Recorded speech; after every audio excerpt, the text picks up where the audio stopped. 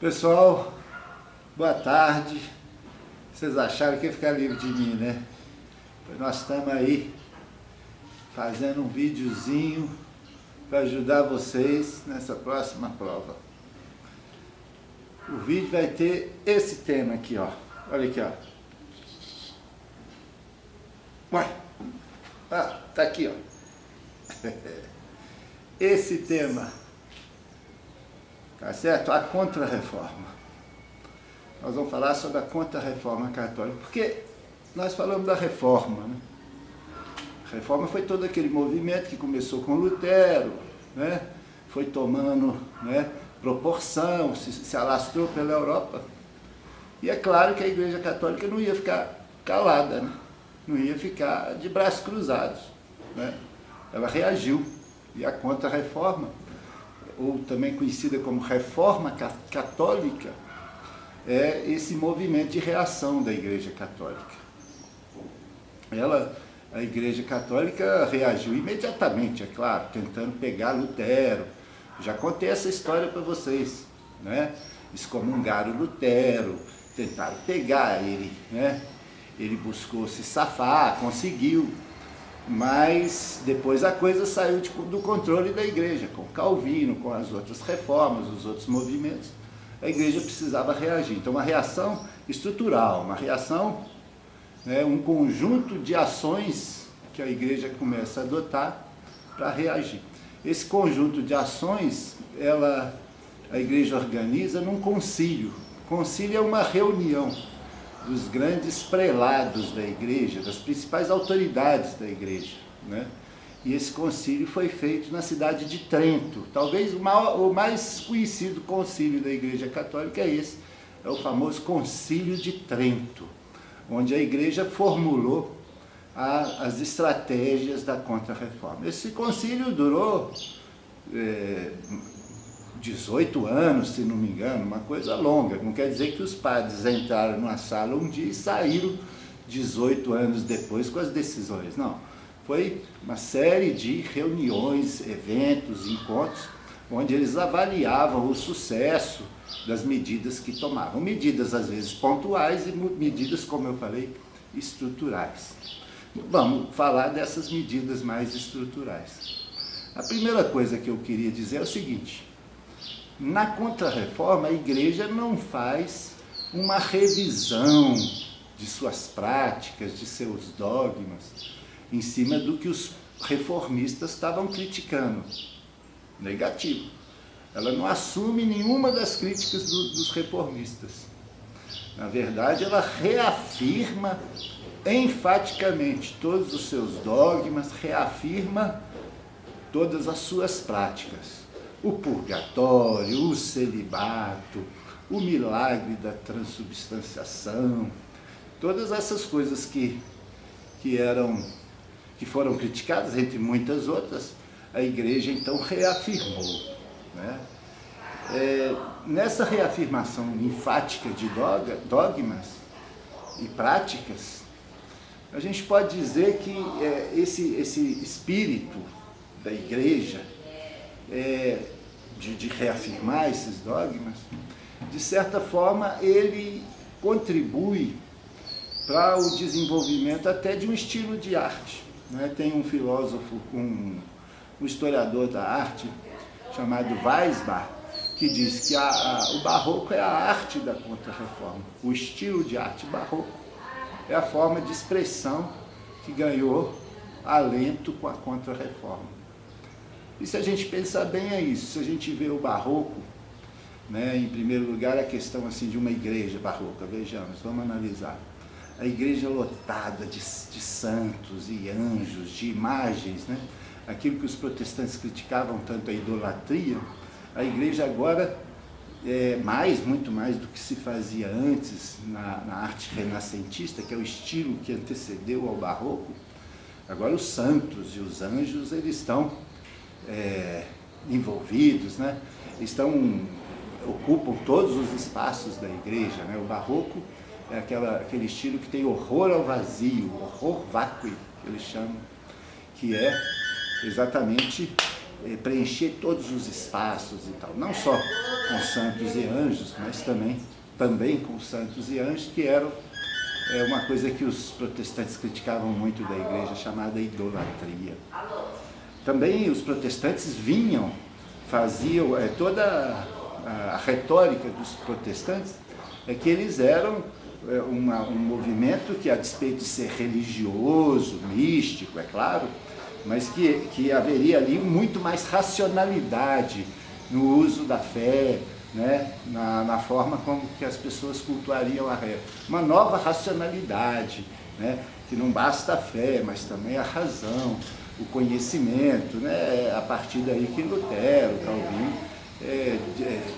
passam a criticar todas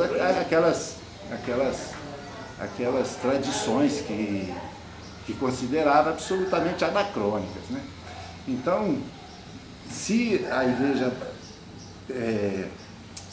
protestante se impõe como um modelo de razão, aí agora é que a igreja católica vai se impor como um movimento assim, de emoção, de vontade, de paixão, né? Então, e o barroco é isso. O barroco é uma forma de arte apaixonada, uma forma de arte em que as paixões, seja a alegria, a tristeza, a dor, o sentimento, as paixões devem ser mostradas e até exacerbadas na expressão artística, né? Então é aí que surge aí aquele senhor doloroso, com aquelas marcas muito visíveis de sua dor, as feridas muito lacerantes, né? É preciso, né, criar uma comoção para o fiel que entra dentro da igreja, né? E o barroco cria. Então, vejam vocês, veja a igreja barroca e as igrejas onde são realizados os cultos protestantes. A igreja barroca rica, os protestantes criticam muito a riqueza, a ostentação da igreja católica, eles reafirmam depois, na Contra-Reforma, aí que vai vir mais ouro ainda, mais prataria nos altares, né? Mais riqueza ainda, né? Então eles reafirmam a paixão, eles reafirmam a idolatria não, o culto aos santos, eles reafirmam também a questão do requinte, do ouro, dentro de suas igrejas. Então é nesse sentido que Weisbach está dizendo que o barroco é a arte da Contra-Reforma, né? A reafirmação dos dogmas leva a algumas posições, né, católicas que são estratégicas, né? Então vejam vocês, os protestantes criticam muito a Nossa Senhora, né?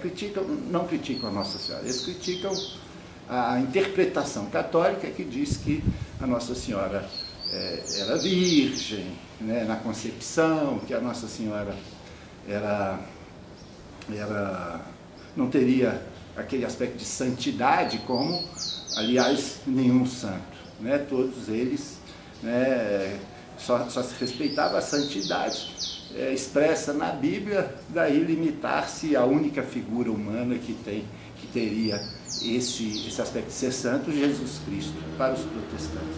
Os católicos não, além da profusão de santos, e aí continuar ainda um processo, né, de cada vez mais santos e incorporar aquilo na Contra-Reforma, também ganha vulto o culto a Nossa Senhora.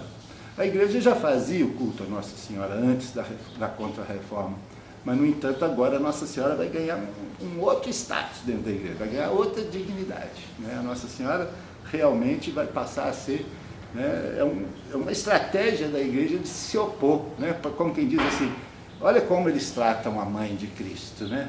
Nós não, nós damos a ela a dignidade que ela merece. A Bíblia diz do milagre que é feito através dela. Não é possível que essa mulher não é uma mulher especial, né?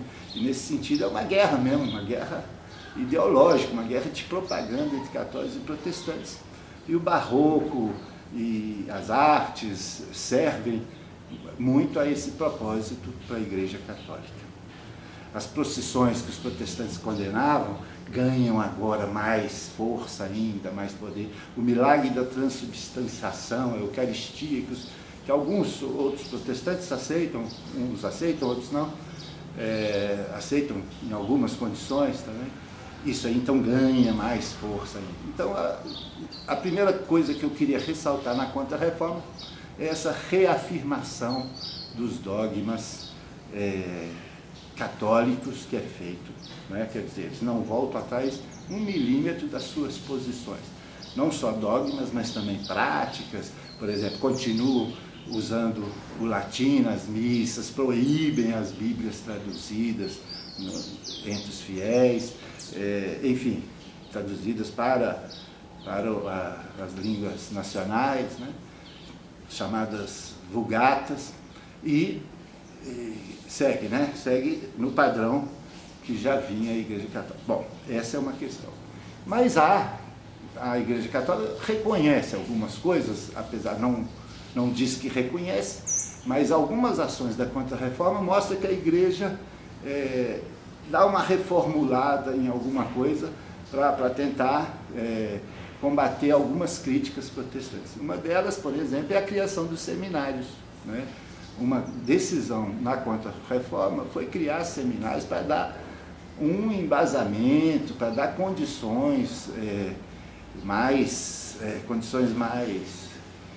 de formação dos padres, porque, como vocês se lembram, nós vimos que os protestantes criticavam muito a baixa formação do clero, especialmente do baixo clero, aquele que estava em contato direto com as populações nas cidades, né?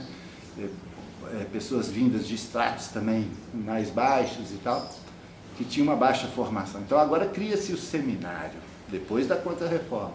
E aí o padre passa a ter uma formação mínima em teologia, em filosofia, em retórica, né? Naquela época as disciplinas eram bem diferentes das disciplinas nossas, oratória, retórica, e isso dá, né, para o padre melhores condições e a Igreja, de certa forma, se protege dessa crítica específica que nós falamos.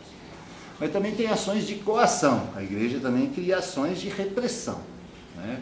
Além, a primeira delas, assim, é a Inquisição. A Inquisição é uma instituição que vem da Idade Média, do século XIII, mas ela agora é reforçada, né? Nós temos a Inquisição do período da Contra-Reforma, especialmente a Inquisição espanhola, que foi um país que conseguiu se fechar completamente ao protestantismo naquela época. A Inquisição da Contra-Reforma foi mais dura, né?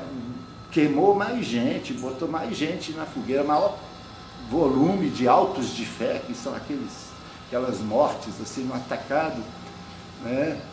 Do que na Idade Média mesmo, né? Então, nós tivemos um período de grande repressão e de uso massivo da Inquisição, inclusive no Brasil. Portugal também tinha os núcleos inquisitoriais e que vieram para o Brasil, como foram também para a América Espanhola, através do governo espanhol e da Igreja Espanhola. Uma associação muito forte entre Estado e Igreja naquela época. Bom, isso é Inquisição. Outra atitude de coação tirada na Contra-Reforma foi a criação de um índice de livros proibidos. Esse índice se chama Index Librorum Prohibitorum, um negócio assim meio em latim, mas é conhecido nos livros, vocês vão ver, sempre com a expressão index, que quer dizer índice de livros proibidos. Se você é pego com um livro daquele, você está frito, né? Então já fazia a lista para as pessoas saberem, ó, se você tiver com um livro desse é crime, né? E você vai ter que responder na Inquisição pela posse apenas de um livro desse. Então isso é uma atitude também repressiva da Igreja tomada na Contra-Reforma. Então a Contra-Reforma é isso. Tem mais ações, né? Um movimento que durou muito tempo. Eu tenho pouco tempo aqui de vídeo, vou falar essas aqui que me ocorreram aqui agora rapidamente, né? A reafirmação dos dogmas católicos com ênfase, não voltar atrás no dogma, né? Nos dogmas, e aquelas questões mais criticadas eram as mais assumidas e mais reafirmadas, né? Dogmas e práticas da Igreja Católica. A criação dos seminários, a criação do índex e o reempoderamento da Inquisição nessa época. É claro, também há toda uma questão política. A Contra-Reforma trata de política o tempo inteiro, a relação com os reis, né? Então, uma das coisas que a Contra-Reforma fez foi aproximar daqueles países onde os protestantes não tinham entrado ainda, Portugal, Espanha principalmente, que eram nações fortes por causa, naquele momento, né? Eram as donas do Novo Mundo, né? Portugal no comércio com o Oriente, a Espanha com o Novo Mundo com a América, né? Com muito ouro e prata, eram duas nações muito fortes. Então as duas, o Papa, né, já articulou, os papas articularam com as duas, fizeram concessões fortes aos monarcas espanhóis e portugueses, para eles também não terem aquela ideia de fazer, né, de tentar desvincular-se, né, do poder paralelo que o Papa exercia nos seus países. O Papa já se antecipa e já negociam com esses reis condições melhores. Por exemplo, os próprios reis indicavam os bispos, os arcebispos e os arcebispos, cardeais, dentro de sua jurisdição, né? E com isso, evidentemente, eles não tinham assim eles que eram as pessoas que seriam, que teriam a fidelidade desses cardeais, desses bispos, né? Que receberiam terras, que receberiam poder, né? E não um Papa lá em Roma, né? Foi um acordo, quer dizer, isso faz parte da estratégia da Contra-Reforma também, essa articulação do papado com as monarquias, né? O papado abrindo mão de condições, né, de poderes que eles possuíam há mais tempo, para conseguir, na articulação com a monarquia, evitar ter os reis do seu lado no combate ao protestantismo. Isso deu certo em Portugal, em Espanha, né, e em outros lugares mais ou menos, como na França, foi feito isso também na França, mas na França houve, como nós já vimos, a entrada dos huguenotes, enfim, é isso. Contra-Reforma, está na prova, estuda, vê o vídeo, uma, duas, vídeo é melhor que aula, vocês podem voltar atrás se não entenderem e tal, e se tiver alguma dúvida, manda um e-mail que eu respondo, tá bom? Boa sorte, bons estudos, boa prova, Feliz Natal. Agora sim, Feliz Natal e próspero Ano Novo. Não vou encher o saco de vocês até janeiro. Um abraço.